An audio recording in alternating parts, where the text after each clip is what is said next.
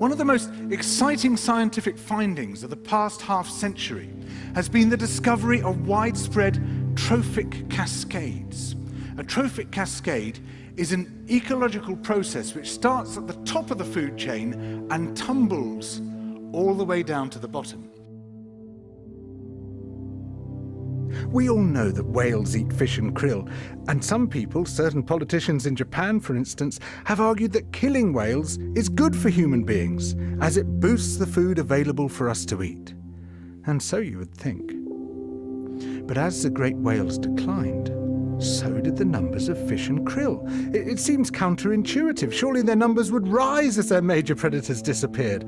But it now turns out that whales not only eat these animals, they also keep them alive. In fact, they help to sustain the entire living system of the ocean.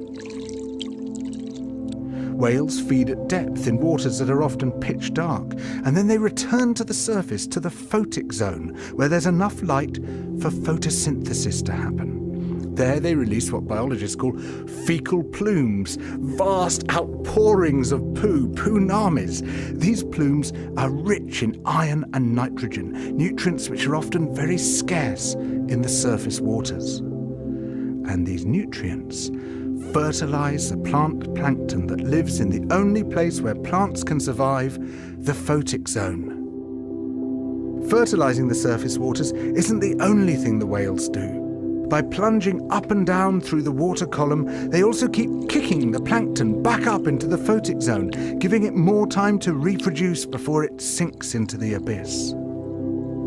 Even today, though whale populations have been greatly reduced, the vertical mixing of water caused by movements of animals up and down through the column of the oceans is astonishingly roughly the same as the amount of mixing caused by all the world's wind and waves and tides. More plant plankton means more animal plankton, on which the larger creatures then feed.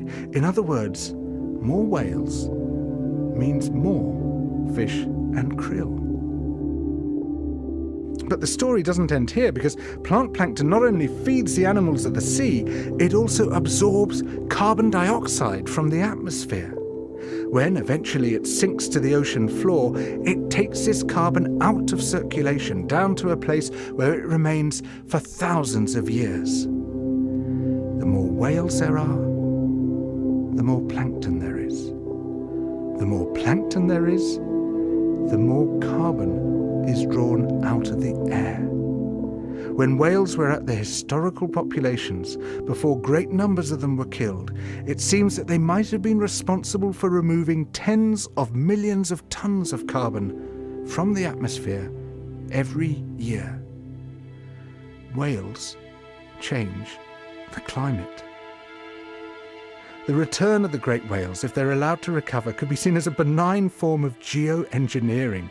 It could undo some of the damage we've done, both to the living systems of the sea and to the atmosphere.